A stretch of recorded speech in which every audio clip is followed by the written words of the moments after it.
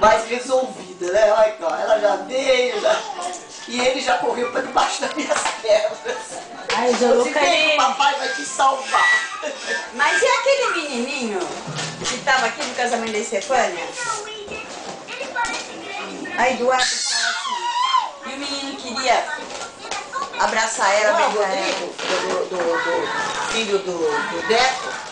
Não sei, mas Porque o filho do Deco, ele queria abraçar, beijar e o Eduardo não queria. É, ele é super beijoqueiro.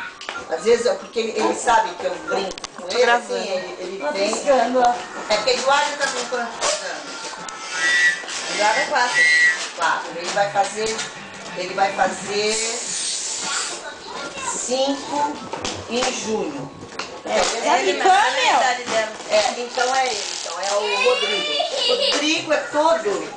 É filho do Deco, né? Igualzinho o Deco, né? Bojoqueiro do Deco. Vou brincar, vamos? Chegou a...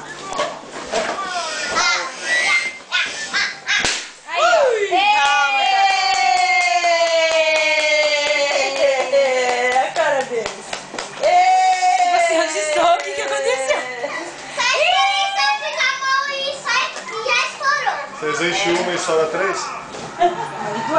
Marta, essa daí estoura num instantinho, essas verdes. Vem cá, Eduardo. A verde ela estoura. Vamos lá brincar com as suas amigas lá, vai, Eduardo. Deixa eu terminar. Não, Yara, isso é perigoso. Isso, ela põe na boca, isso toca um troço, um gosto. Eu passei no meu olho. Não faz isso, Eduardo. Não deixa eu fazer isso, não. Mas que criança... Uia! Acho que é bom sair daí, Eduardo. Tu vai pra lá. Às vezes estouram. Às vezes estão estourando. Sozinho.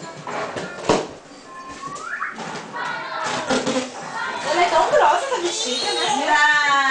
Mas ela solta uma poeira. E eu cocei meu olho. Nossa. Mas meu olho ficou ardendo. A Júlia tá interessada nas minhas amigas.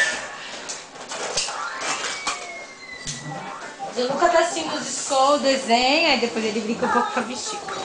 Ele assiste um pouco o desenho e ele desenha a bexiga. Agora ele tá vendo o desenho. É, agora ele tá vendo desenho. Olha.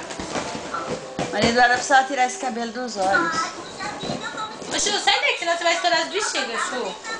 Vem, meu amor. Vamos brincar lá fora. A tia vai brincar lá fora com você, tá? Lá naquela casinha. Acabou tudo? Falta só essas aqui.